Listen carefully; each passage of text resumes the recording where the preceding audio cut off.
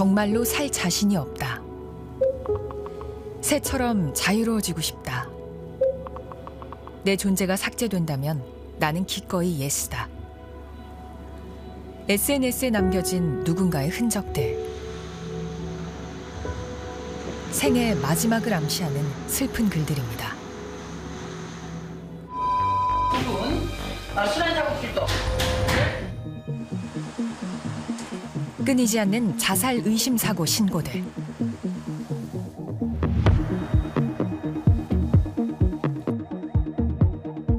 우리나라 자살 문제의 심각성이 통계로 나타나고 있습니다. 지난해 스스로 목숨을 끊은 사람이 2011년 이후 가장 많았습니다. 괴로우니까 술에 의존하는 것도 하루 이틀이고 그냥 다 싫더라고. 우리 사회가 삶의 연결성을 상실했다는 어떤 증거, 신호로 보여지거든요. 더는 사적이지 않은 사회적 재난, 자살. 이번에는 그 고리를 끊을 수 있을까요?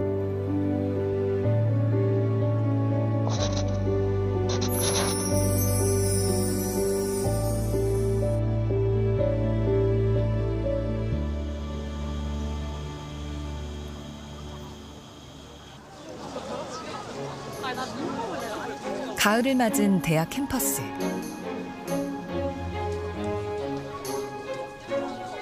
안수민 씨가 정신건강 동아리 친구들과 함께 행사 부스로 사람들을 불러 모읍니다. 부스 체험하고 상품 받아가세요. 학생들에게 필요한 정신건강 정책을 하나하나 꼼꼼히 안내합니다. 그 인력이 증원되지 않고 있기 때문에 저희가 제한사항으로 넣었고요. 우울한 게 있다 이런 거. 이걸 학생들과 나눔으로써 굉장히 이 문제가 조금은 편하게 들릴 수 있다고 생각을 하거든요. 그 과정이 오히려 정신건강 문제를 해결하는 시초가 될 거라고 생각을 해요. 굉장히 뿌듯하고. 행사를 마친 수민 씨. 잠깐 쉬나 싶더니 곧바로 자습실로 걸음을 재촉합니다. 전공인 심리학 과목을 공부하기 위해서입니다. 이거는 임상심리학이라는 과목이고 심리평가를 어떻게 진행을 하는지 그런 것들에 대해서 설명하는 과목입니다. 청소년기에 많이 힘들었었고 그런 걸 통해서 내가 아팠던 게 누군가에게는 도움이 되지 않을까 해서 심리학을 선택하게 되었고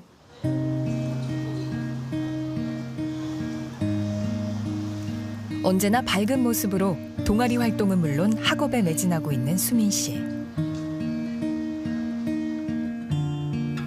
하지만 고등학교 때만 해도 학업 스트레스로 불안이 심했습니다. 고3 무렵엔 공황장애와 조울증 진단을 받아 치료도 받았지만 쉽사리 나아지지 않았습니다. 그 무렵 남긴 일기에는 희망을 주지 말라, 살고 싶지 않다는 등 좌절감이 고스란히 남아 있습니다.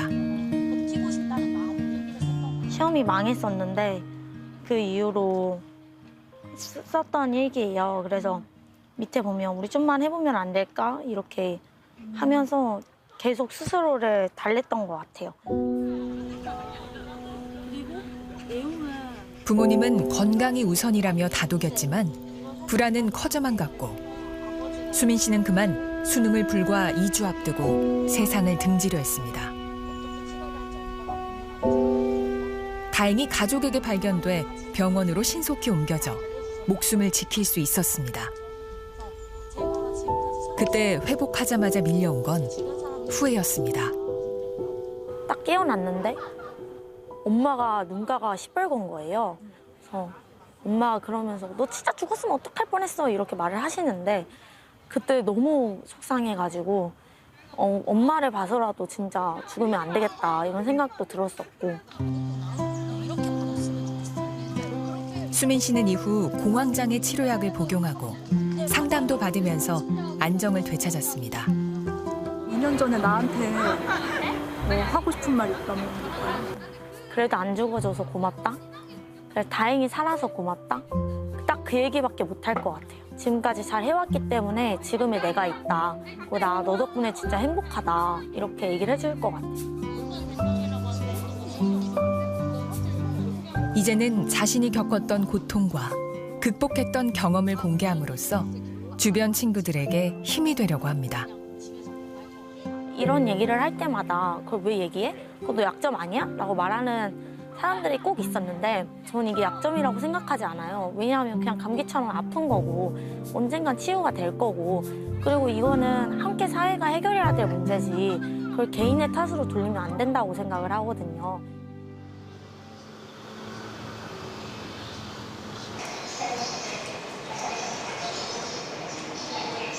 구청 종합상황실에서 근무하는 공무원 유규진 씨. 퇴근 시간이 지났는데도 여전히 바빠 보입니다.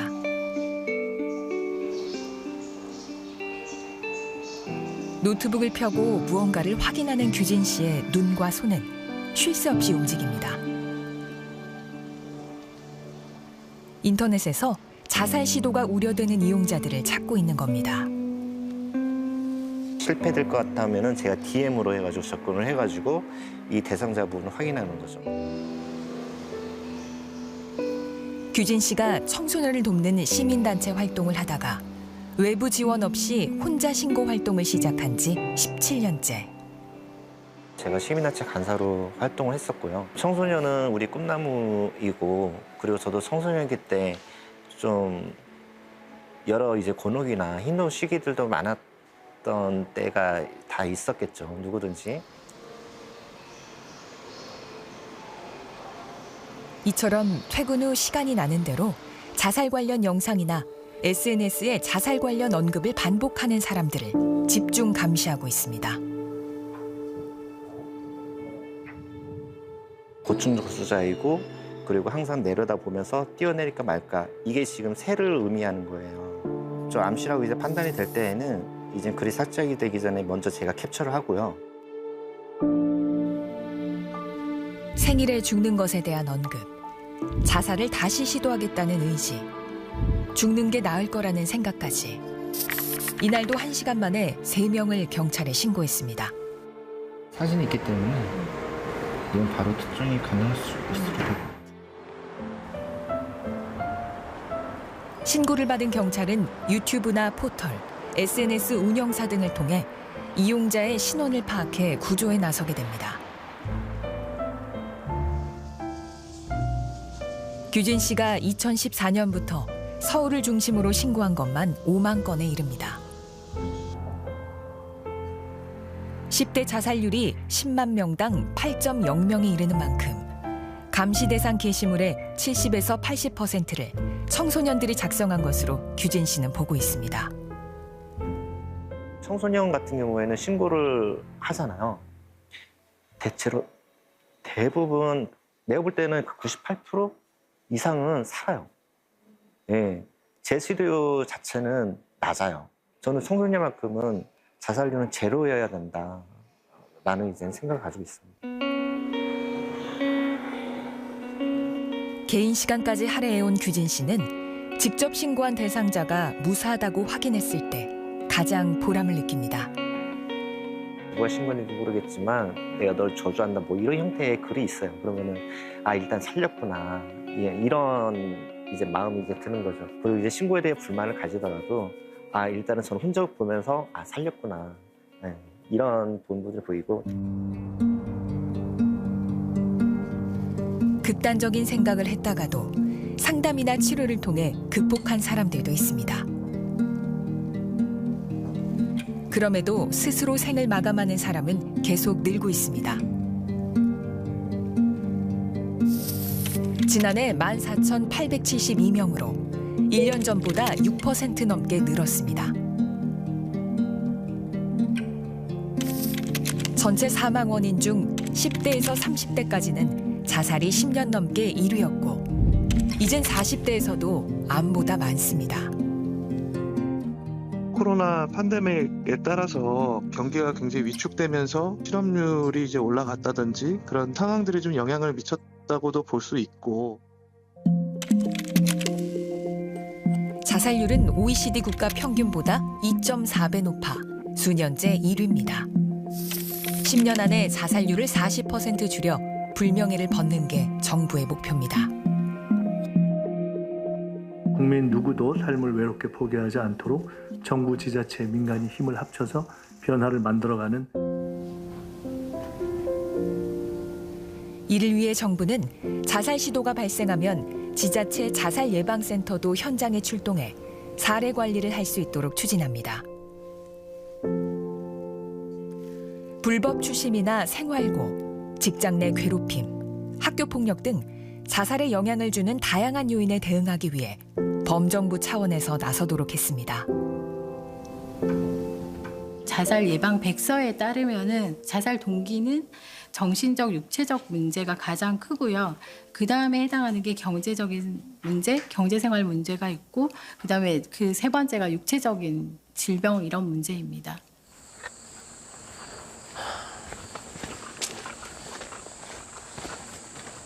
모처럼 산을 오르는 한종현 씨. 4년 전만 해도 매일 찾던 곳입니다. 행사 전문 MC인 종현 씨는 코로나 대유행 기간에 일이 끊겨 극심한 생활고에 시달렸습니다. 수입이 8분의 1 수준으로 줄자 지하철 공사 현장에서 야간 신호수로도 일하면서 마음을 다잡으려 애썼습니다. 내일을 걸으면서 많은 생각을 했어요. 인생을 다시 한번 설계도 해보고 애들 유치원 데려다 주고 2시간 전 그대로 올라가서 또 글 읽는 거야. 그러다가 극단적 행동을 시도할 뻔했습니다. 하루도 안 빼고 올라간 게 일단 일이 없으니까 할 게 없는 거 내가. 차라리 이 폭우로 인해서 이 산의 일부가 조금 무너져 내리면 나는 그대로 쓸려가면은 그래도 자살보다는 사고가 낫겠지라는 생각? 몸과 마음이 모두 지쳤던 종현 씨가 생각을 바꿀 수 있었던 건 상담 전화 덕분이었습니다. 그에게 한 줄기 빛이 돼준 상담 선생님이 오랜만에 종현 씨를 찾았습니다. 네. 반갑네요. 잘 지내셨어요? 네. 어떻게 지냈어요? 그냥 뭐 요즘 뭐 성실하게. 성실하게. 그때 4년 전에 새벽 2시 정도 제가 전화를 받았을 때는 정말 이제는 끝이다. 그런 심정을 제가 느꼈거든요. 여기까지야라는 환청이 들릴 정도였으니까 그래서 마지막 끈을 잡아보자 생각했던 게 교수님의 그 목소리였던 것 같아요. 큰 도움이 됐고.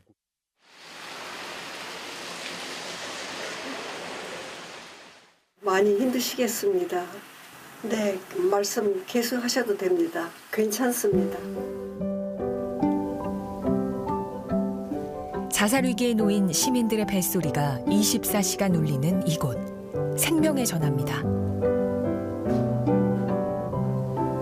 전화를 받는 이들은 모두 숙련된 자원봉사자들입니다. 가족의 일처럼 상처받은 이들의 얘기를 마음으로 듣고 가식을 뺀 진솔한 조언을 건넵니다. 자기는 전세 사기를 당했다는 거예요. 1억 3천을 몽땅. 지금 죽음밖에 생각을 못 하는데 그게 다가 아니야. 당신은 아직 젊잖아. 그래서 약간 그 사람의 생각을 바꿔줄 수 있었어요. 2시간을 하면서. 그래서 그분이 나중에 너무 고맙다. 나 살 수 있을 것 같다. 얘기하는 걸 들을 때 정말 보람되죠. 지난해에만 전국에서 상담원 1,500명이 11만 6천 건의 상담을 했습니다. 선한 의도를 갖고 이곳에 봉사하러 오거든요. 근데 그분들을 철저하게 우리가 훈련을 시켜서 이분들이 이 자리에 1차 상담을 하는 거죠. 이런 형식으로 해서 민관이 협력해서 자살 예방 전략을 세워나간다면 우리나라 자살률 줄어들 수 있다. 죽고 싶은 마음도 들고. 정부도 자살 예방 상담 전화 109를 운영하고 있습니다. 고맙습니다. 혹시 지금 자살 하지만 상담 수요가 늘면서 오는 전화의 절반 정도만 상담원이 소화하고 있고 미처 받지 못한 전화는 지역 정신건강센터로 연결됩니다. 보건복지부는 이에 상담원을 기존 100명에서 140명으로 늘릴 예정입니다.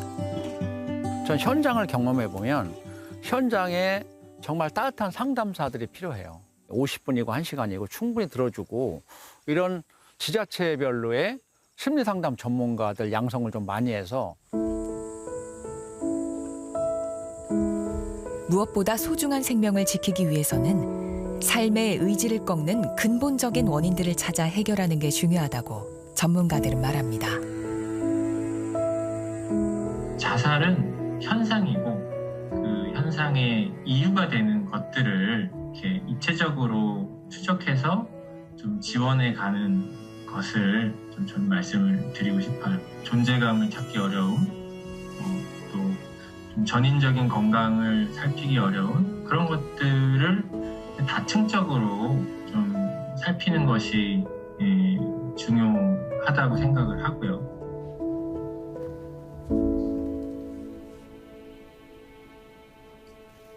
작은 테이블이 옹기종기 놓여있는 아담한 공간.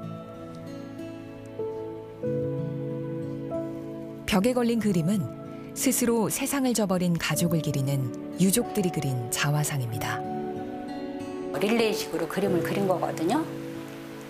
그래서 그 의미가 뭐냐면 아무리 어려운 일을 겪었어도 우리 다시 한번 힘을 내서 일어나 보자. 그런 의미로 또 그림을 그렸는데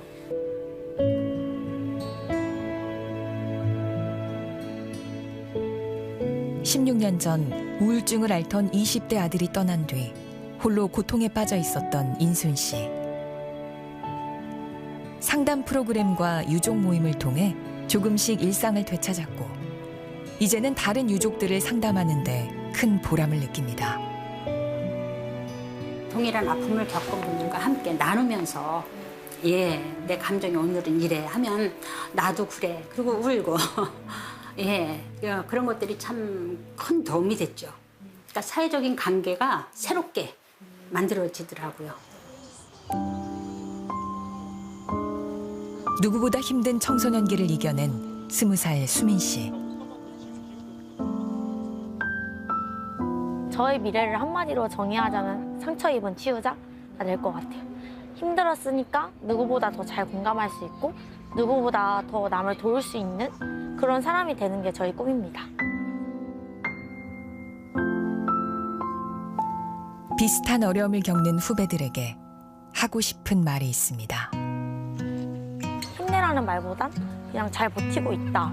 그냥 이대로만 해도 된다. 이렇게 얘기를 해주고 싶고 그래 나 그래도 이 시기가 있었기에 내가 많이 성장했어. 이렇게 얘기할 수 있을 거라고 얘기를 해주고 싶어요. 늦은 인사를 건네 담담히 물을게 How was your day?